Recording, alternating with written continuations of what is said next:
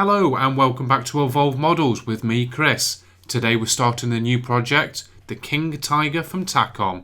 We'll be building the 1/35th scale with the Porsche Turret. As you may know, there are a number of variations of this kit, with Zimmerit, without, with the Henschel turret and with the Porsche Turret. I've selected to do the Porsche Turret with Zimmerit. It's quite a big kit with a full interior and exterior.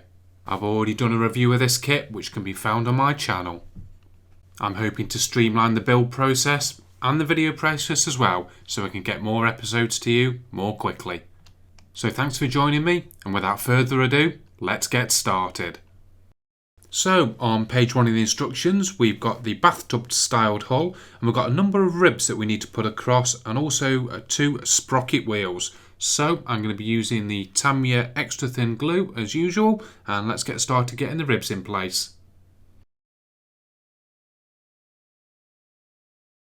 Just pay attention when installing these. They are all unique and they all have correct orientation. They're a little bit fiddly and the plastic's a little bit thin, but with some manipulation they go down alright.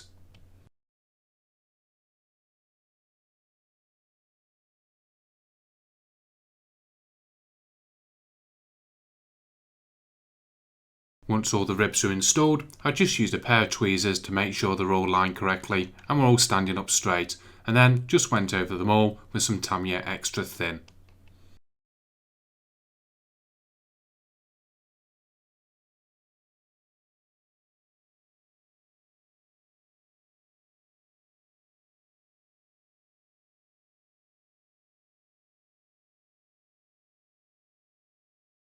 Okay, I've moved on to part 2 now, and I know these look like outer hull sections, but actually they're inner, because we got the full interior and exterior. These actually line the inside of the hull.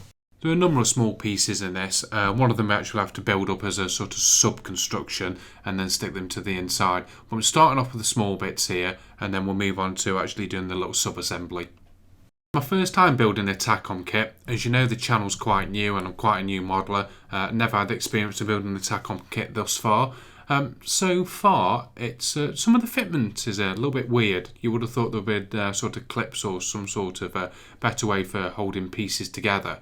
This one here is a bit of an example where in the instructions it shows it just clips into place, but essentially it can move around a bit and it's a bit weird.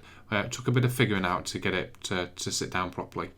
What I determined from the instructions was this little line you can see here sort of goes parallel with the hull, and for both sides when I do this I actually just make sure that that's lined up. As we can see, it moves around and there's plenty of play in there, which I wasn't expecting, but we'll get it stuck down and say we'll follow the instructions to get that line parallel and we should be okay.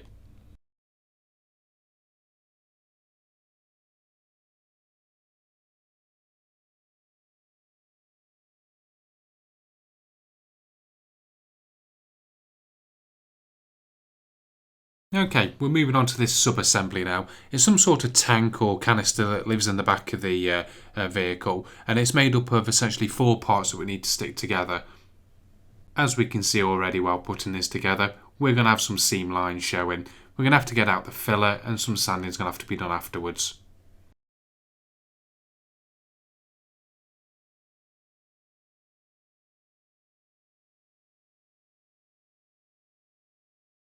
As we can see, we're going to need to do some filling in the corners as well. There's some nasty gaps that are going to need attention.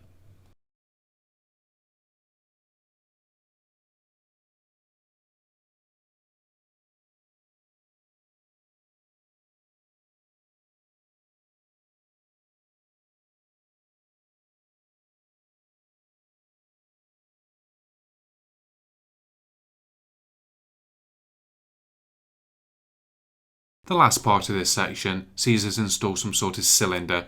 It's made of 2 pieces and connects at 2 points onto this actual interior section here. It's easier just to put them in the 2 locations and then glue it while it's in situ. So while doing page 3 part 2, we had this sort of canister for the inside, and it wasn't particularly looking great. Not sure if it's particularly going to be on show, but I wanted to just tidy it up a bit. So what I did is I've covered it in the perfect plastic putty, on here. I've let it dry, and I'm just going to take a moment or two now and clean it all up, and we'll get this ready to go on as well.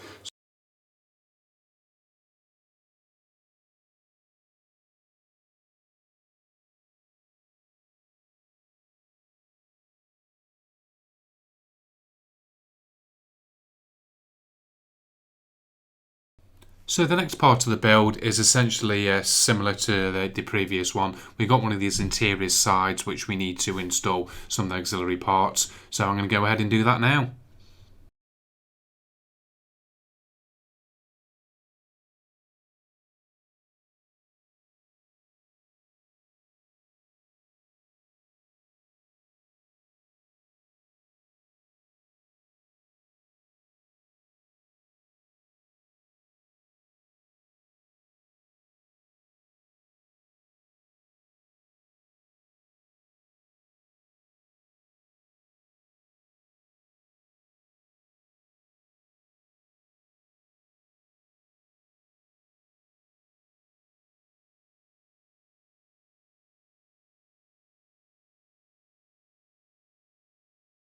Next up, we got some torsion bar suspension mounts that on this sort of rail system, and they go inside and follow some little gaps that go down the ribs here. The plastic is quite fragile, it's quite easy to bend because there's some cutouts in it, so we're just going to take it easy and get them situated first and then glue it in afterwards.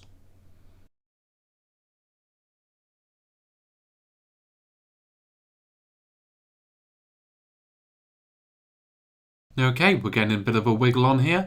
We've got a small sub-assembly, again here, some sort of box section that goes on the interior as well. So we need to get that together first of all, and then that will stick inside one of the interior side panels.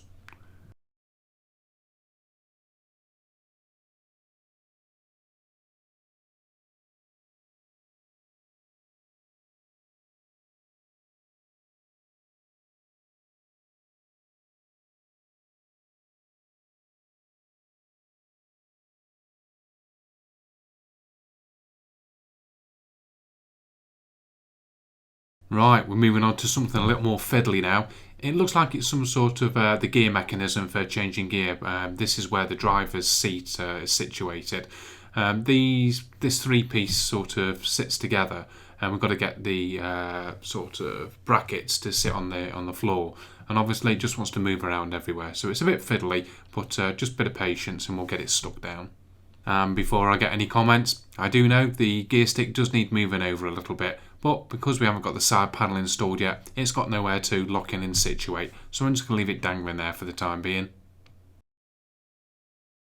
I left that box section we created to set up and dry for a while, and now it's time to get that installed.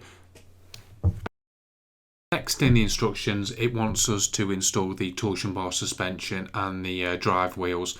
I'm going to paint those separately because they're easier to paint, and we'll put them on afterwards. So I've just skipped that section and I moved on to the next bit where I'm building some of these auxiliary parts.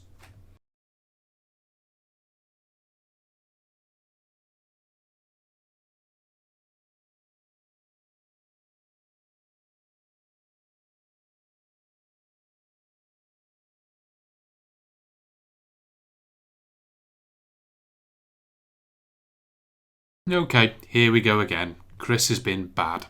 So while doing the hatch here, I managed to break off the grab handles. So I've got to come up with some miraculous way of making some new ones.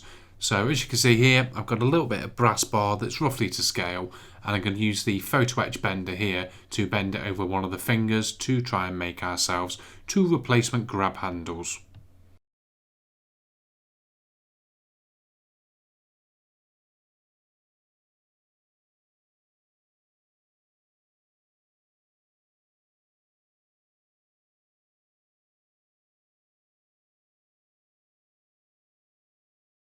And here we have the final product. I'm going to make two of these for the two that are broke, and I'm going to cut them down to size, and then we can get them stuck onto the hatch. Okay, so that took, it actually went on a lot better than I expected. I'm not normally a photo etch type of guy, as you know, but it seems to come out quite nicely. I've skipped ahead a bit here in the instructions. I wanted to get this piece of photo etch installed. And it's going to be easier to paint all of the detail inside of the hull if those two side pieces are all built up and painted. Then we can just put them on afterwards. It could be really difficult to paint it once it's all in situ. So I'm going to go ahead and get some of these small parts installed, and then we can get on with some painting. But before we do that, I've installed this small piece here. As we can see, there's some sort of dial that goes on the inside of it, and it's going to be really easy to paint it now compared to painting it once it's installed. Right, it's time we've got to do some painting. So I need to lay down some primer first of all, which we're going to use the normal AK microfiller primer. I'm going to go over all of the hull section and these side sections as well and get them all primed up. As you can probably imagine, if the side sections are already installed, we won't be able to get to the little nooks and crannies, so hopefully this will work out better. And we're going to follow the exact same process and do the interior.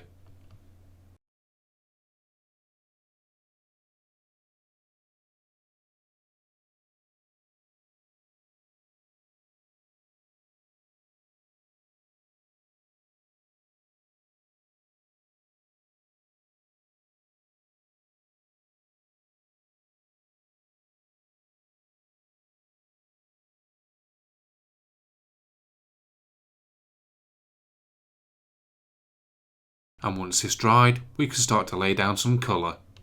I was such a fan of the MRP paint in the last Spitfire build, I decided to use it again in this build. For this one, I'm using German Primer Red. In hindsight, I probably should have used a lighter colour primer. This red's taken a few coats to go on, and it's not as vibrant as I expected it should be. But we live and learn. Any of the subsequent parts after this, I'm going to use a white or grey primer, and hopefully it'll look a bit more vivid. Should be able to do some work when I come to sort of weathering and beating up the vehicle a little bit, and hopefully it may work to our advantage.